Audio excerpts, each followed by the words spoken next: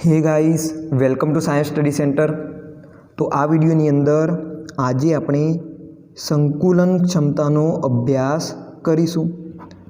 તો પહેલાં તો સમજી લઈએ સંકુલન ક્ષમતા એટલે કે પેકિંગ એફિશિયન્સી કોને કહેવાય। ત્યારબાદ આપણે જુદા જુદા એકમ કોષોની અંદર સંકુલન ક્ષમતા શોધીશું અને આ એક ઇમ્પોર્ટન્ટ ક્વેશ્ચન છે આપણા માટે, કારણ કે એમસીક્યુ પણ બની શકે અને થિયરીમાં પણ 3 થી 4 માર્ક્સની અંદર આ પ્રશ્ન પૂછાઈ શકે છે। તો પહેલાં સમજી લઈએ સંકુલન ક્ષમતા એટલે શું। તો તમને ખબર છે કે ઘન પદાર્થ ઘટક કણોથી બનેલો હોય અને એની અંદર જે ઘટક કણો હોય એ ખૂબ જ નજીક ગોઠવાયેલા હોય, તેમ છતાં ઘટક કણો વચ્ચે કેટલીક જગ્યા ખાલી રહેલી હોય છે, જેને આપણે છિદ્રો તરીકે ઓળખ્યા। આપણે બે પ્રકારના છિદ્રો પણ જોઈ ગયા, સમચતુષ્ફલકીય છિદ્ર અને અષ્ટફલકીય છિદ્ર। એટલે કે દાખલા તરીકે હું આ રીતે કોઈ ચોરસ ડ્રો કરું, આને તમે દ્વિપરિમાણમાં એકમ કોષ માની શકો અને એમાં હું કંઈક ઘટક કણોની ગોઠવણી આ રીતે કરું। દરેક ખૂણા ઉપર આ રીતે ઘટક કણ ગોઠવાયેલો છે। તો તમે જોશો કે આ ચોરસનો કેટલોક ભાગ ઘટક કણોથી રોકાયેલો છે, જ્યારે કેટલોક ભાગ રોકાયેલો નથી। તમે આ વચ્ચેનો ભાગ જુઓ, ઘટક કણોથી રોકાયેલો છે, તો આ વચ્ચેનો ભાગ રોકાયેલો નથી। માત્ર આ તરફનો આયરો ભાગ, આ ભાગ અને આ ભાગ જ આ કણો દ્વારા રોકાયેલો છે। એટલે કે તમે એમ કહી શકો કે આ 100% ચોરસનો ભાગ ઘટક કણો દ્વારા રોકાયેલો નથી અને આવી રિયાલિટી છે। દરેક ઘન પદાર્થની અંદર ઘટક કણો એકબીજાની નજીક તો હશે, પરંતુ એનો 100% ભાગ રોકાયેલો નહીં હોય। આ પેનને તમે જોઈ શકો છો, તો આ પેનની અંદર શું પૂરેપૂરો ભાગ રોકાયેલો છે ઘટક કણો દ્વારા? તો 100% ભાગ રોકાયેલો નહીં જ હોય। કોઈ પણ ઘન પદાર્થ તમે લઈ શકો છો। તો જે ચોરસ, જે આ જગ્યા રહી ચોરસની, એ જગ્યાનો કેટલો ભાગ ઘટક કણ દ્વારા રોકાયો એને જ આપણે શું કહીએ છીએ? સંકુલન ક્ષમતા કહીએ છીએ। એટલે કે તમે સંકુલન ક્ષમતાનું વ્યાખ્યા, ડેફિનેશન આપી શકો। સંકુલન ક્ષમતા એટલે કણો વડે રોકાયેલો અથવા તો ભરાયેલા કુલ અવકાશના ટકા। સંકુલન ક્ષમતા શું છે? એક ટકાવારી છે। એટલે કે 100% આખી જગ્યા થયા ચોરસને તમે એક એકમ કોષ માની લો, એક સ્ફટિક લેટીસ માની લો, તો આ લેટીસનો 100% ભાગ થઈ ગયો, પરંતુ આ 100% ભાગમાંથી એનો કેટલોક ભાગ જ ભરાયેલો છે। તો એ જેટલો ભાગ ભરાયેલો હોય એના ટકા એટલે સંકુલન ક્ષમતા। તો સંકુલન ક્ષમતાની વ્યાખ્યા તમે આ રીતે આપી શકો। સંકુલન ક્ષમતા એટલે કણો વડે ભરાયેલા કુલ અવકાશના ટકા। હવે તમને ખબર છે કે દુનિયામાં જે પણ ઘન પદાર્થ હોય ત્રિપરિમાણીય હોય, એટલે આપણે ત્રિપરિમાણીય સ્ફટિક લેટીસનો અભ્યાસ કરીશું, જેમાં આપણે જો સ્ફટિકનો સંકુલન ક્ષમતા જો શોધવી હોય તો શું પૂરા સ્ફટિકનો અભ્યાસ કરીશું? તો નહીં। આપણે માટે સ્ફટિકના એક નાના પુનરાવર્તિત ભાગનો જ અભ્યાસ કરીશું, જેને આપણે એકમ કોષ કહીએ છીએ। તો આપણે કોનો અભ્યાસ કરીશું? ત્રિપરિમાણીય એકમ કોષોનો, જેમાં આપણા સિલેબસની અંદર માત્ર સમઘનીય એકમ કોષ જ છે। તો હવે આપણે સમઘનીય એકમ કોષોની અંદર સંકુલન ક્ષમતા શોધીશું। તો સમઘનને તમે આ રીતે ડ્રો કરી શકો કે જેની દરેક બાજુઓ શું હોય? એક સરખી હોય। આ લંબાઈ પણ એક, ઊંચાઈ પણ એક અને પહોળાઈ પણ સરખી હોય। એટલે કે એ લંબાઈ, પહોળાઈ અને ઊંચાઈ 3 એ સરખી। તો આ સમઘનનું કદ કેટલું થાય? સમઘનનું કદ બરાબર a³ તમે લખી શકો। ઓકે, તો શું આ a³ કદ પૂરેપૂરું રોકાયેલું હશે ઘટક કણોથી? તો નહીં રોકાયેલું હોય। ઓકે, એ જે પ્રકારની કણોની ગોઠવણી હશે એ પ્રમાણે અલગ અલગ હશે, પરંતુ પૂરેપૂરું a³ કદ રોકાયેલું નહીં હોય।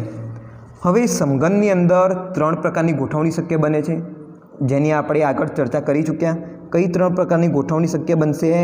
તો એ તો આદિમ ઘન એકમ કોષ શક્ય બનશે, એકમ કોષ, બીજો અંતઃ કેન્દ્રિત એકમ કોષ શક્ય બનશે અને ત્રીજો ફલક કેન્દ્રિત એકમ કોષ શક્ય બનશે. તો આ 3 પ્રકારના શક્ય વિચલન છે સમઘન આકારની અંદર. તો આપણે આદિમ ઘન એકમ કોષ, અંતઃ કેન્દ્રિત એકમ કોષ અને ફલક કેન્દ્રિત એકમ કોષની અંદર સંકુલન ક્ષમતા શોધીશું. તો હવે પ્રશ્ન થાય કે સંકુલન ક્ષમતા જો શોધવી હોય તો કેવી રીતે શોધી શકીએ? તો એનું એક સૂત્ર છે, સંકુલન ક્ષમતા બરાબર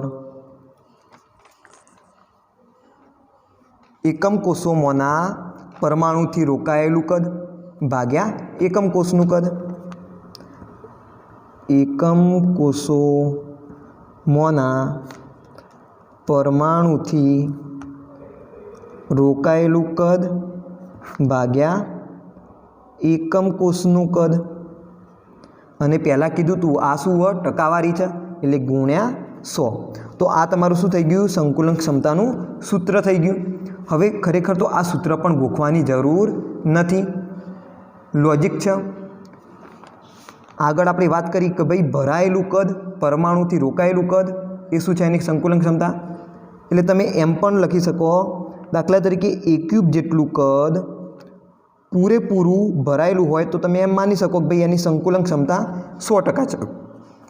પરંતુ A³ જેટલું કદ રોકાતું નથી. માની લો કે x જેટલું કદ રોકાય છે, કેટલું? x જેટલું જ. આ x ગમે તે વેલ્યુ હોઈ શકે. તો કેટલા ટકા ભાગ એનો રોકાયેલો હશે? તો x ભાગ્યા A³ ગુણ્યા 100. તો આ શું થઈ ગયું? સંકુલન ક્ષમતાનું એક સૂત્ર થઈ ગયું, જ્યાં x શું હોય? પરમાણુનું કદ. કારણ કે તમે આમ એકમ કોષ લેશો તો આ એકમ કોષની અંદર કોણ રહેલું હોય? તો પરમાણુઓ રહેલા હોય. તો એકમ કોષનું કદ કોના વડે રોકાયેલું છે? પરમાણુ વડે રોકાયેલું છે. તો આ શું હોય? x બીજું કંઈ નહીં પરંતુ પરમાણુનું કદ છે. અને આ A³ શું છે? એ તો આગળ આપણે વાત કરી કે સમઘનીય એકમ કોષનું કદ છે. તો તમે આ સૂત્ર ના બની ગયું એના જેવું, એકમ કોષમાંના પરમાણુથી રોકાયેલું કદ ભાગ્યા એકમ કોષનું કદ ગુણ્યા 100. એટલે બીજું કંઈ નહીં, તમે ત્રિરાશિ ઉપરથી પણ સરળતાથી આને સમજી શકો. પરંતુ આપણે શું કરીશું? આ સૂત્રને યાદ રાખીશું. સંકુલન ક્ષમતા એટલે એકમ કોષમાંના પરમાણુથી રોકાયેલું કદ ભાગ્યા એકમ કોષનું કદ ગુણ્યા 100. ઓકે. હવે સૌથી પહેલી આપણે ચર્ચા કરીશું આદિમ ઘન એકમ કોષની. તો આદિમ ઘન એકમ કોષમાં પરમાણુઓ ક્યાં ગોઠવાયેલા હોય? માત્ર ખૂણા ઉપર જ ગોઠવાયેલા હોય. આ રીતે આ આદિમ ઘન એકમ કોષ થઈ ગયો. સમઘન દોરી દેવાનું અને દરેક ખૂણા ઉપર પરમાણુઓ દર્શાવી દેવાના. તો આ થઈ ગયો આદિમ ઘન એકમ કોષ.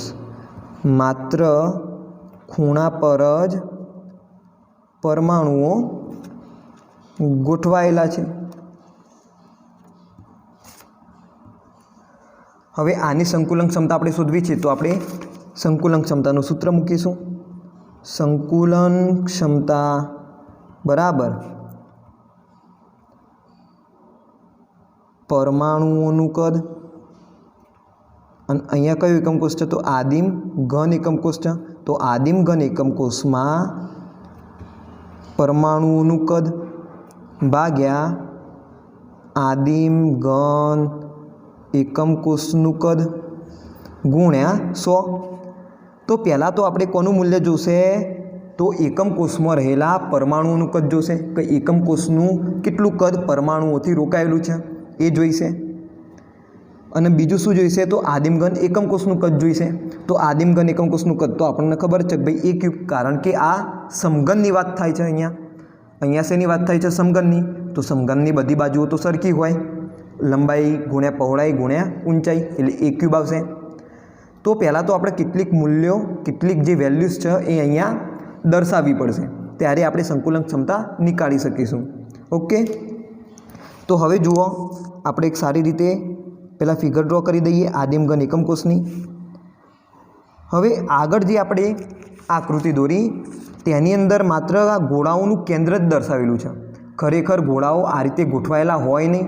ગોળાઓ તો એકબીજાને શક્ય તેટલા નજીક અને ટચ થયેલા હોવા જોઈએ, એ રીતે ગોઠવાયેલા હોય. એટલે કે કંઈક આ રીતની ગોઠવણી થયેલી હોય છે ગોળાઓની. તો એ રીતની ગોઠવણી આપણે પહેલાં દર્શાવી દઈએ. તો અહીંયા જુઓ, આ આપણે એક બનાવી દીધો સમઘન.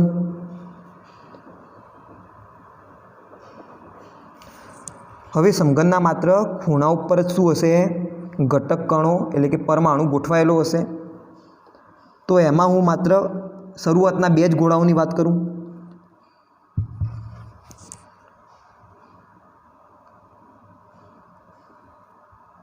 તો આ રીતે શું હશે? ખૂણા ઉપર ખરેખર ગોળાઓ ગોઠવાયેલા છે અને આ જે ગોળાઓ છે એ ક્યાંથી એકબીજાને ટચ કરે છે? તો આ ધારથી એકબીજાને ટચ કરશે. આ તમે આગળની એક ધારને ધ્યાનમાં લો તો અહીંયા જે આ 2 ખૂણા પરના ગોળાઓ છે એકબીજાના ટચ થયેલા છે. ક્યારથી? તો ધારથી. આ ધારની લંબાઈ કેટલી હોય? તો એ હોય. આગળ ચર્ચા કરીએ આપણે કેટલું લીધું હતું.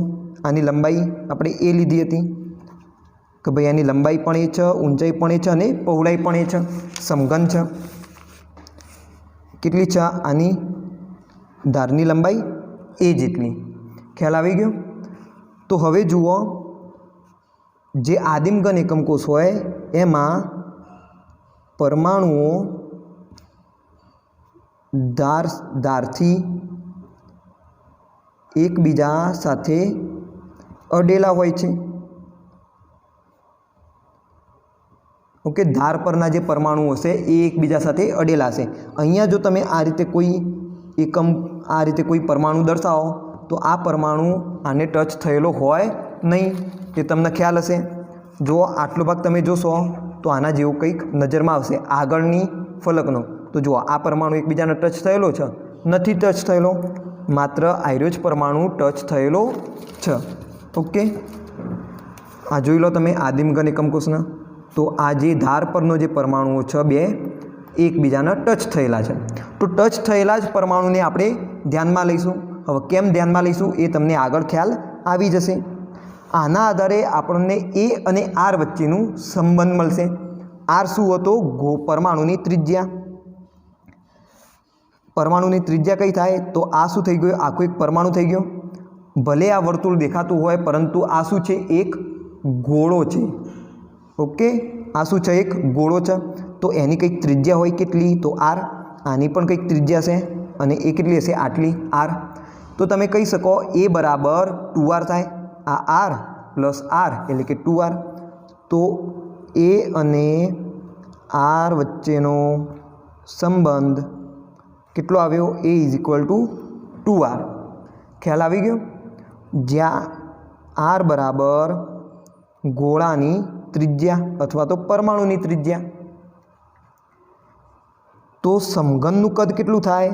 સમઘનનું કદ બરાબર a ક્યુબ. એની જગ્યાએ તમે 2r મૂકી દો તો 2r નો ક્યુબ એટલે કે 8 2 દુ 4 દુ 8 8r ક્યુબ. આ સમઘનનું કદ થશે. ત્યારબાદ આગળ આપણે શું જોઈશે? પરમાણુ દ્વારા રોકાયેલું કદ જોશે. આ તો આપણને એકમ કોષનું કદ મળ્યું કે સમઘનનું એકમ કોષનું કદ કેટલું છે? અહીંયા આરના ફોર્મમાં 8r ક્યુબ. હવે બીજું આપણે શું જોઈશે? પરમાણુનું કદ જોઈશે. તો એક પરમાણુની જો વાત કરીએ તો એક પરમાણુનું કદ કેટલું થાય? પરમાણુ ગોળો હોય અને ગોળાનું કદ તમને સૂત્ર આવડે છે 4/3 πr ક્યુબ. હવે તમે જુઓ, એકમ કોષની અંદર એક જ પરમાણુ રહેલો છે કે એક કરતાં વધારે પરમાણુ રહેલા છે? તો આપણે આગળ ચર્ચા કરી હતી કે આદિમ ઘન એકમ કોષની અંદર માત્ર એક જ પરમાણુ રહેલો હોય. ખૂણા પરમાણુનો માત્ર 1/8 ભાગ જ એકમ કોષની અંદર આવશે. એ તમને ખ્યાલ છે. તો તમે લખી શકો આદિમ ઘન એકમ કોષમાં પરમાણુની સંખ્યા બરાબર z બરાબર 1 થશે. તો આદિમ ઘન એકમ કોષમાં પરમાણુથી રોકાયેલું કદ કેટલું હોય? તો એક પરમાણુ જેટલું હોય, કારણ કે અંદર એક જ પરમાણુ છે અને એકમ કોષની અંદર પરમાણુ સિવાય બીજું કોઈ હોય જ નહીં. બાકીનો ભાગ શું હશે? ખાલી હશે. તો આદિમ ઘન એકમ કોષમાં પરમાણુથી રોકાયેલું કદ બરાબર તમે લખી શકો z એટલે કે પરમાણુની સંખ્યા ગુણ્યા પરમાણુનું કદ 4/3 πr ક્યુબ. હવે આ ક્યાંથી આવ્યું? तो तमे लखी सको ने आ रीते कि एक परमाणुथी रोकायेलुं कद केटલું 4/3 पाई आर क्यूब। हवे धारो कि एकम कोषनी अंदर जेड परमाणु होय तो जेड परमाणुथी रोकायेलुं कद केटલું होय तो जेड गुण्या 4/3 पाई आर क्यूब थशे कि नहीं थाय। तो ए रीते आ पद आवेलुं छे। आदिम घन एकम कोष माटे जेड केटला होय 1 होय 1 गुण्या 4/3 पाई आर क्यूब। तो शू मळशे 4/3 पाई आर क्यूब तमने छेल्ले मळशे। हवे जुओ आपणने बे वेल्यू जोईती हती परमाणुथी रोकायेलुं कद अने आदिम घन एकम कोषनुं कद ए बंने मूल्यो मळी गया अने बंने मूल्यो आपणे कयामां लाव्या तो जुओ आर नी अंदर लाव्या। तो आर आर अहींया शुं थई जशे केन्सल थई जशे तो आपणे त्रिज्या शोधवानी अहींया कोई जरूर पड़शे नहीं। एटला माटे आपणे शुं कर्युं अहींया ए अने आर वच्चेनो संबंध लाव्या हता के जेथी करीने आर आर केन्सल थई जाय। हवे तमे छेल्ले निकाळी शको संकुलन क्षमता। संकुलन क्षमता बराबर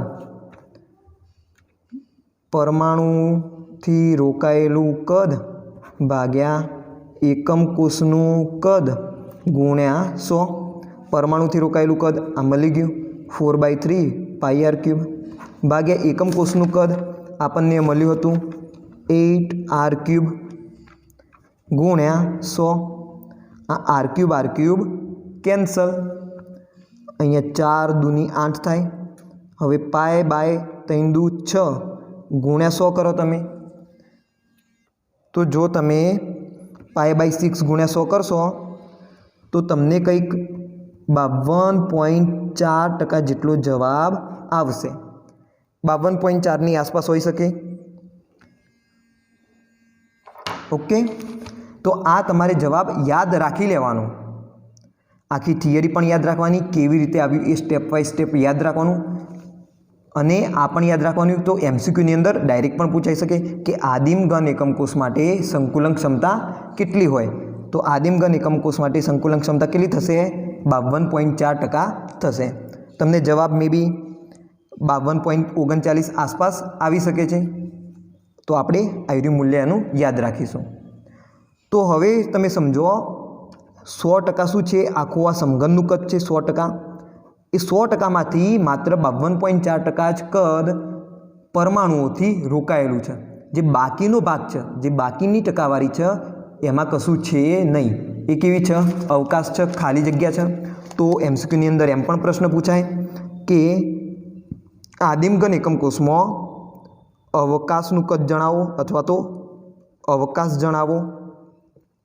तो अवकाश केटलो होय 100 मांथी आटલું मूल्य बाद करी देवानुं एटलो शुं हशे अवकाश हशे। तो 100 मांथी जो तमे आने बाद करो 52.4 तो 47.6% तमारो जवाब आवशे। तो 52.4% शुं होय संकुलन क्षमता होय एटले कि आटलो भाग गोळाओथी परमाणुथी घेरायेलो हशे।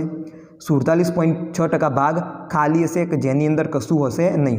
ए शुं होय अवकाश होय। तो एमसीक्यू गमे ते प्रकारनो बनी शके छे। तो आ रीते तमारे शुं शोधवानुं संकुलन क्षमता शोधवानी। तो आ तो आपणे वात करी आदिम घन एकम कोषनी। हवे नेक्स्ट आपणे चर्चा करीए अंतःकेंद्रित एकम कोष माटे। अंतःकेंद्रित एकम कोष माटे अथवा तो अंतःकेंद्रित समघनीय संकुलित रचना पण शब्द वापरेलो होई शके छे। तो अंतःकेंद्रित एकम कोष में शुं होय दरेक खूणा पर परमाणु होय। दरेक खूणा पर परमाणु हशे प्लस अंतःकेंद्र में एक परमाणु गोठवायेलो हशे अंतःकेंद्रित एकम कोषनी अंदर। अहींया तमे जोई शको आ रीतनी कंईक रचना हशे अंतःकेंद्रित एकम कोष में।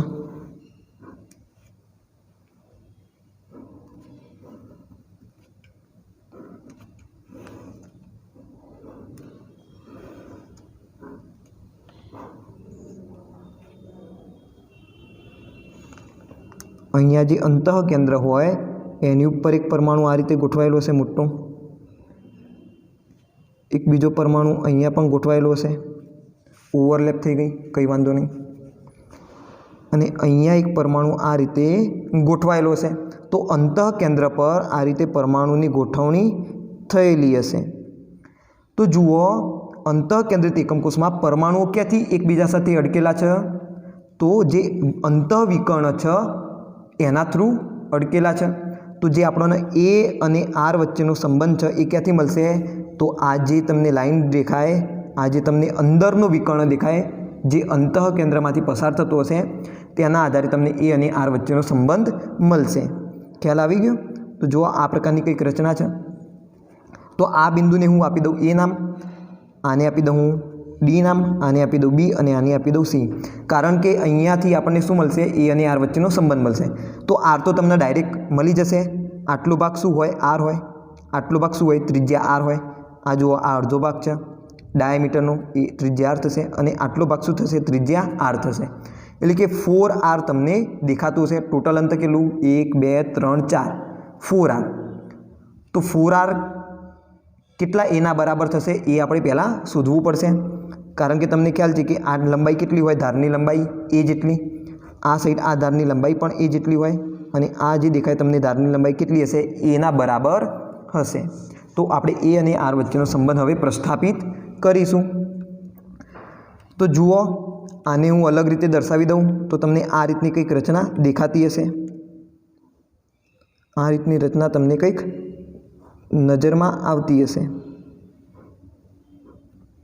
ओके, मात्र आ तरफनो भाग ज अहींया दर्शावेलो छे। जुओ आटलो भाग ज अहींया दर्शावेलो छे। आ शुं थई गयुं? आपणो अंतःविकर्ण थई गयो 4R ना बराबर। अहींया ए नाम आपेलुं छे, आ डी, आ बी अने आ सी नाम आपेलुं छे। मारे शुं शोधवुं छे? एसी शोधवा छे अने ए पण ए ना स्वरूपमां। अने ए क्या आगळ आपेला छे? एक आर्यु मूल्य एनुं छे, बीजुं आर्यु मूल्य एनुं आपेलुं छे। जो आ ए होय तो आज तमने ए बी विकर्ण देखाय ए केटलो होय? A√2 जेटलो होय विकर्ण, जे पायथागोरसना प्रमेय मुजब आपणे शोधी सकीए। आ शुं छे? 90 डिग्रीनो खूणो बनावशे, ए तो तमने ख्याल हशे। आ 90 डिग्रीनो खूणो होय तो काटकोण त्रिकोण ADB मां आ AB² आपणे शोधी सकीए पायथागोरसना प्रमेय मुजब। AB² बराबर AD² वत्ता BD²। AD² કેટલા છે? A એટલે A² વત્તા BD કેટલા છે? A એટલે A² is equal to 2A²। તો AB² બરાબર 2A² આવ્યા। તો AB બરાબર કેટલા આવશે? 2A આવશે। સોરી √2A આવશે, એટલે કે A√2 લખી દઉં, A√2 આવશે। આ શું મળી ગયા? AB મળી ગયા, A√2। હવે તમે જુઓ आ जे सी थी बी नु अंतर है ए केटलुं छे? ए थी बी नु अंतर A√2 है। तो तमने AC नु अंतर मळी जाए। तो तमे फरीथी पायथागोरसनो प्रमेयनो उपयोग करशो। AC² बराबर शुं लखाय? AB² plus BC²। AB² plus BC²। AB² आपणने मळी गया केटला? तो 2A² मळ्या अने BC² हता A एटले A नो वर्ग કેટલા આવ્યા? 3A²। AC² ના બરાબર તમે સ્ક્વેરને દૂર કરો તો AC is equal to A√3 તમારો જવાબ મળશે। હવે આરના ફોર્મમાં એસીને લખીએ તો 4R લખી શકાય। ધેરફોર શું થઈ ગયું? 4R is equal to A√3 થઈ ગયું। ધેરફોર A બરાબર કેટલા થયા? 4R/√3 થઈ જશે। તો આ A અને R વચ્ચેનો સંબંધ તમને મળી ગયો। તો MCQની અંદર એમ પણ પૂછાય કે અંતઃ કેન્દ્રિત એકમ કોષ માટે એ અને આર વચ્ચેનો સંબંધ જણાવો, અથવા તો શબ્દોમાં લખેલું હોય ધારની લંબાઈ અને પરમાણુની ત્રિજ્યા વચ્ચેનો સંબંધ દર્શાવો। તો આ વસ્તુ પણ તમારે યાદ રાખવાની। ખ્યાલ આવી ગયો? તો આના ઉપરથી આપણને શું મળશે? જે એકમ કોષ હોય એનું કદ મળશે।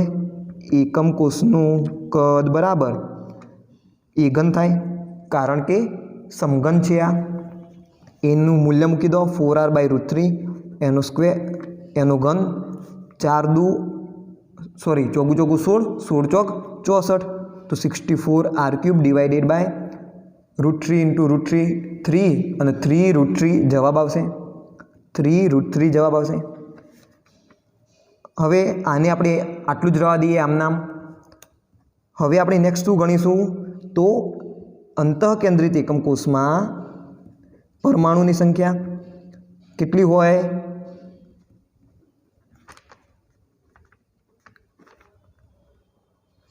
बराबर Z बराबर 2 थशे। એક અંતઃકેન્દ્રમાં પરમાણુ હોય અને બીજો 8 ખૂણા ઉપર રહેલા હશે. હવે પરમાણુનું કદ કેટલું હોય? એક પરમાણુનું કદ તમે પરમાણુને ગોળા તરીકે ધારી દો તો પરમાણુનું કદ કેટલું હોય? 4/3 πr³. એક પરમાણુનું કદ. તો બે પરમાણુનું કદ કેટલું થાય? અને એ કોના બરાબર આવે? તો એકમ કોષનું પરમાણુથી રોકાયેલા કદ બરાબર આવે. રોકાયેલું કદ બરાબર z ગુણ્યા 4/3 πr³. z કેટલા? 2. તો 2 × 4/3 πr³. તો 4 દુ 8, 8/3 πr³. તો આ શું થશે? પરમાણુઓથી રોકાયેલું કુલ કદ મળશે. જે આખું એકમ કોષ હશે એમાં 2 પરમાણુ હોય તો 2 પરમાણુથી શું કદ રોકાયેલું હશે? અવકાશ એટલો રોકાયેલો હશે. હવે સંકુલન ક્ષમતાનું સૂત્ર મૂકો તમે. સંકુલન ક્ષમતા બરાબર પરમાણુઓનું કદ અથવા તો પરમાણુઓથી રોકાયેલું કદ ભાગ્યા એકમ કોષનું કદ ગુણ્યા 100. તો પરમાણુઓથી રોકાયેલું કદ કેટલું? 8/3 πr³ ભાગ્યા એકમ કોષનું કદ કેટલું મળ્યું આપણને? 64/3√3 × r³. 64/3√3 × r³ × 100. હવે આપણે સિમ્પ્લિફાય કરી દઈએ તો અંશના છેદને છેદમાં લાવો અને છેદનો છેદ છે એના અંશમાં લઈ જાઓ. તો 8/3 πr³ × 3√3/64 × r³ ગુણ્યા 100 લખી શકાય. તો આ 3 અને આ 3 કેન્સલ થશે. આ r³ કેન્સલ થશે. અહીંયા 8 × 8 64 થાય તો અહીંયા આવશે 8. તો જુઓ શું વધ્યું? π√3/8 × 100. તો આની તમે ગણતરી કરો તો 68 આસપાસ આવો જોઈએ જવાબ. 1.73 ગુણ્યા 3.14. 3.14 પાઈનું મૂલ્ય √3નું મૂલ્ય 1.73 થાય ભાગ્યા 8 કરો ગુણ્યા 100 કરો તો લગભગ 67 × 9 આસપાસ તમારો જવાબ આવે. પરંતુ આપણે કયો જવાબ યાદ રાખીશું?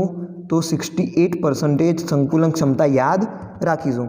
એનો મતલબ 100% જે એકમ કોષનું કદ હતું એ 100%માંથી 68% ભાગ પરમાણુથી રોકાયેલો છે. બાકીનો જે 32% ભાગ છે એ 32% ભાગમાં અવકાશ છે, ખાલી જગ્યા, જેમાં કશું આવેલું નથી. એટલે કે છિદ્રનું કદ તમે કહી શકો. છિદ્રનું કદ કેટલું? 32%. જ્યારે 68% ભાગે સંકુલન ક્ષમતા થશે પરમાણુથી રોકાયેલો ભાગ. તો આ બંને વસ્તુ તમારે યાદ રાખવાની. કોઈ એક વસ્તુ યાદ રાખો, બાકીનું મૂલ્ય તમે 100માંથી બાદ કરી દો. તો શું યાદ રાખશો તમે? સંકુલન ક્ષમતા યાદ રાખશો. જો છિદ્રનું અથવા તો અવકાશનું કદ પૂછાય તો 100માંથી સંકુલન ક્ષમતા બાદ કરી દેવાની. તો 100માંથી 68 બાદ કરી દેજો એટલે તમને મળશે 32% મળશે. તો આ તો વાત થઈ અંતઃકેન્દ્રિત એકમ કોષની. નેક્સ્ટ આપણે છેલ્લી ચર્ચા કરી દઈએ FCC રચના માટે અથવા તો CCP રચના માટે, ક્યુબિક ક્લોઝ પેકિંગ રચના. CCP અને HCP રચનામાં અથવા તો HCP લેટિસમાં સંકુલન ક્ષમતા. તો આપણે શું કરીશું? આ રચનાનો જે એકમ કોષ હોય ફલક કેન્દ્રિત એકમ કોષ એની અંદર સંકુલન ક્ષમતા શોધીશું. કયો એકમ કોષ થશે? CCPનો ફલક કેન્દ્રિત એકમ કોષ થશે. અને આગળ આપણે ચર્ચા કરી કે એકમ કોષની જેટલી સંકુલન ક્ષમતા હોય એટલી જ સંકુલન ક્ષમતા કોની હોય? તો આખી એરેન્જમેન્ટની હોય.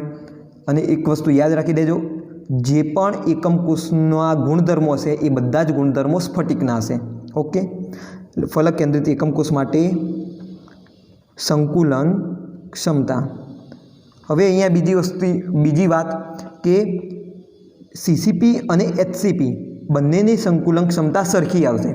અહીંયા આપણે માત્ર CCPની સંકુલન ક્ષમતા જ શોધીશું. HCPની સંકુલન ક્ષમતા તમારે એટલી યાદ રાખી દેવાની. HCPની સંકુલન ક્ષમતા આપણે અહીંયા શોધીશું નહીં. બંનેના મૂલ્યો સરખા જ આવશે. 74%. આપણે શોધીએ કેવી રીતે આવશે. तो फलक केंद्रित एकम कोष में परमाणुओं क्या आगळ गोठवायेला होय तो परमाणुओ दरेक खूणा पर गोठवायेला होय अने दरेक फलकनी मध्य में गोठवायेला होय। बराबर। तो अहींया जे बे परमाणुओ छे ए क्यांथी टच थयेला छे तो जे फलक परना परमाणुओ छे ए बे खूणाओ साथेना परमाणु साथे टच थयेला छे। जुओ कई रीते तो तमे फलक केंद्रित एकम कोषने आ रीते दर्शावी शको।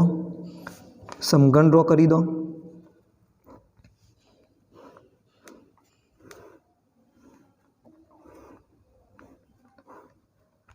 हवे हूँ अहींया दरेक खूणा पर परमाणुओ दर्शावतो नथी, मात्र आ आगळनुं जे फेस छे आगळनुं जे फलक एमां ज परमाणुओ दर्शावीश। तो अहींया एक परमाणु हशे, एक आ फलकनी मध्यमां हशे ने एक अहींया परमाणु दर्शावीश। जो आ रीते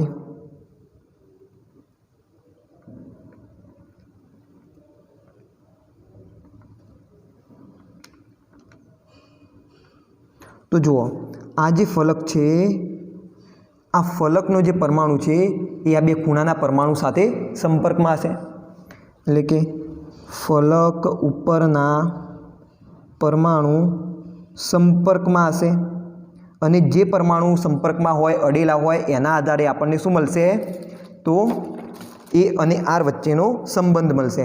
તો જુઓ કંઈક આ રીતની રચના હશે। આ શું થઈ ગયું સમઘની એકમ કોષ છે બરોબર ને સોરી ફલક કેન્દ્રિત સમઘની એકમ કોષ છે એટલે કે દરેક ખૂણા ઉપર પરમાણુ દરેક ફલકની મધ્યમાં પરમાણુ। હવે તમે જુઓ જે ફલકનો પરમાણુ છે રહ્યો એના દ્વારા આ ટચ થયેલા છે, ધાર ઉપરના પરમાણુ ટચ થયેલા છે નથી ટચ થયેલા બરોબર। એટલે આના આધારે આપણે એ અને આર વચ્ચેનો સંબંધ મેળવીશું।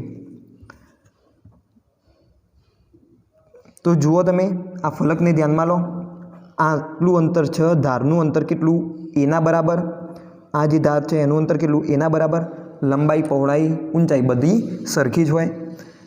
तो आने हूँ डिनोट करी दऊँ ए बी अने सी द्वारा।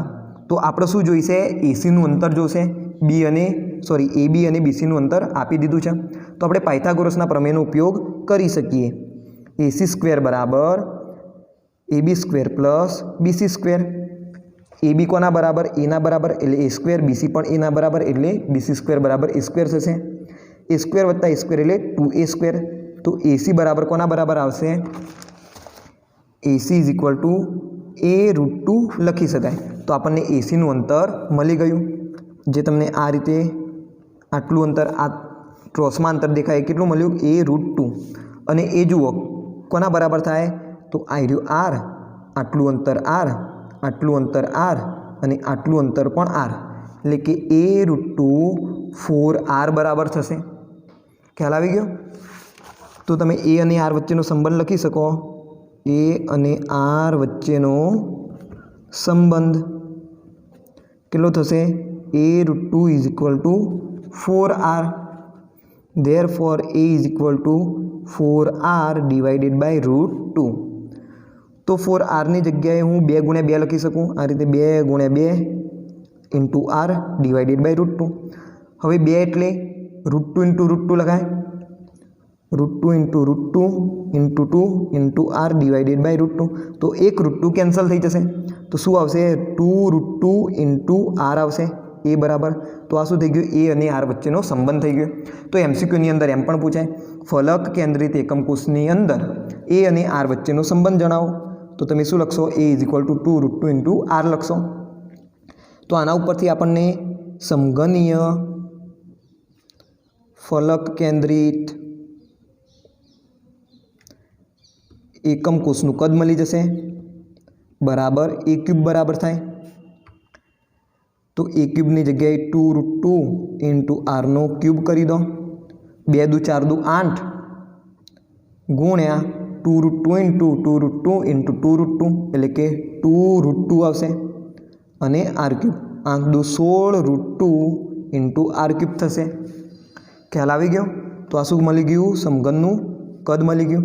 हवे आपणे शुं शोधवानुं रह्युं तो परमाणुनुं कद शोधवानुं रह्युं के जे एकम कोषने रोकेलो हशे एकम कोषना अवकाशने रोकायेला परमाणुओनुं कद। તો પહેલાં તો વાત કરી લઈએ કે ફલક કેન્દ્રિત એકમ કોષમાં કેટલા પરમાણુઓ હોય. તો ફલક કેન્દ્રિત એકમ કોષમાં પરમાણુની સંખ્યા બરાબર Z = 4 થશે. ફલક પરના પરમાણુઓથી તમને 3 પરમાણુ મળશે અને બાકીના 8 પરમાણુઓ ખૂણા ઉપર ગોઠવાયેલા હોય એમાંથી ટોટલ 1 પરમાણુ મળશે.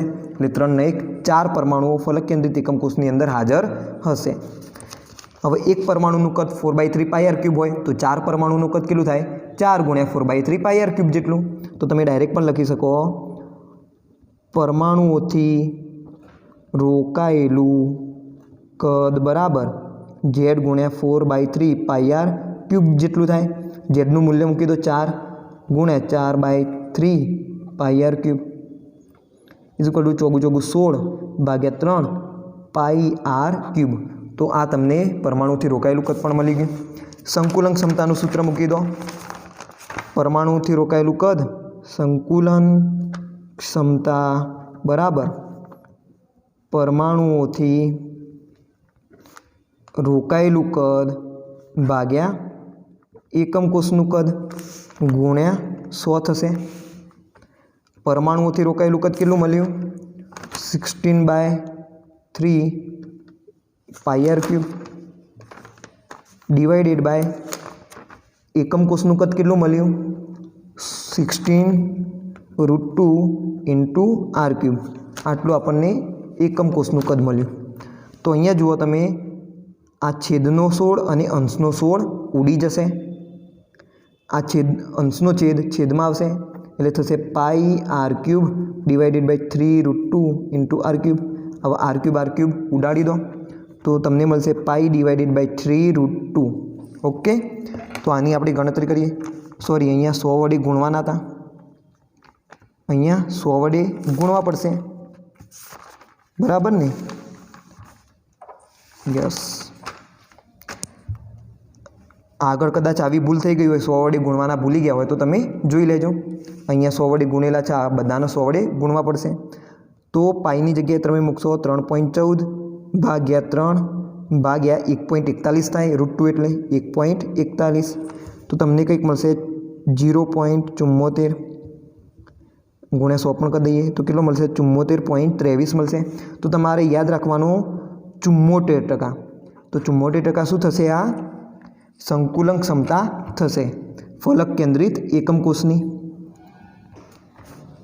હવે આટલા ભાગમાં શું હોય? તો પરમાણુઓથી રોકાયેલો હોય આટલો ભાગ. કેટલોક ભાગ શું હશે? રોકાયેલો હશે નહીં. તો કેટલો ભાગ રોકાયેલો ના હોય?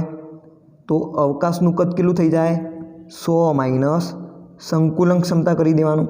તો 100 - 74 તમે કરશો તો 10માંથી 4 જાય તો 6 અને 9માંથી 2 જાય 7 જાય તો 2, એટલે કે 26% ભાગ ખાલી હશે, 74% ભાગ ભરેલો હશે. તો ખ્યાલ આવી ગયો. તો આ પ્રકારે તમે સંકુલન ક્ષમતા શોધશો. તો હવે જુઓ, આ કોની આપણને મળી? CCPની. તો HCP માટે તમારે શું યાદ રાખવાની? કે HCPની પણ સંકુલન ક્ષમતા 74% જ છે. બંનેની સંકુલન ક્ષમતા સરખી આવશે, પરંતુ જે શોધવાની રીત હોય એ HCPની અંદર બદલાશે. તો ચલો ફરીથી એક ક્વિક રિવિઝન કરી દઈએ આપણે. અહીંયા આપણે લઈ લઈએ એકમ કોષો અને અહીંયા આપણે લઈ લઈએ સંકુલન ક્ષમતા. તો આદિમ ઘન એકમ કોષ હોય તો સંકુલન ક્ષમતા કેટલી મળી? 52.4%. જો અંતઃકેન્દ્રિત એકમ કોષ હોય તો કેટલી સંકુલન ક્ષમતા મળી? 68%. અને જો ફલક કેન્દ્રિત એકમ કોષ હોય તો કેટલી સંકુલન ક્ષમતા મળી? 74%. ઓકે. આપણા માટે CCP અને HCP બંને માટે શું આવશે? 74% જ આવશે. ખ્યાલ આવી ગયો? હવે જુઓ, તમને અહીંયાથી એક વસ્તુ નજરમાં આવતી હશે. આદિમ એકમ કોષ કરતાં અંતઃકેન્દ્રિત અને અંતઃકેન્દ્રિત એકમ કોષ કરતાં ફલક કેન્દ્રિત એકમ કોષની સંકુલન ક્ષમતા વધારે છે. સંકુલન ક્ષમતા વધારે છે એનો શું મતલબ થયો? કે જે પરમાણુઓ છે એ વધુ એકબીજાની નજીક ગોઠવાયેલા છે એમ થાય ને. જો આદિમ ઘન એકમ કોષમાં તમે જો એકમ કોષની વાત કરો તો એકમ કોષની અંદર માત્ર એક જ પરમાણુ હતો, અંતઃકેન્દ્રિતમાં 2 પરમાણુ હતા અને ફલક કેન્દ્રિત એકમ કોષમાં તો 4 પરમાણુ એકમ કોષની અંદર રહી શકતા હતા. તો જે તમને ડિફરન્સ સંકુલન ક્ષમતાથી પણ નજર આવી શકે છે. ભાઈ પરમાણુઓ એકમ કોષની અંદર વધારે સમય શકે છે, મતલબ કે એની સંકુલન ક્ષમતા વધારે છે, વધારે એકબીજાની નજીક ગોઠવાયેલા છે. એટલે તમે એમ પણ કહી શકો કે એફિશિયન્સી આની વધારે છે, ઇફેક્ટિવ છે આ ઘન પદાર્થ. ઓકે, એ રીતે તમે આને સમજી શકો. તો આ હતી સંકુલન ક્ષમતાની ગણતરીઓ. 3 થી 4 માર્ક્સની અંદર આ પ્રશ્ન પૂછાઈ શકે છે. 4 માર્ક્સની અંદર કદાચ 2 એકમ કોષોની સંકુલન ક્ષમતા પણ પૂછી લે, તો આ વસ્તુ તમે તૈયાર કરજો. તો આ વિડીયોની અંદર માત્ર આટલું જ.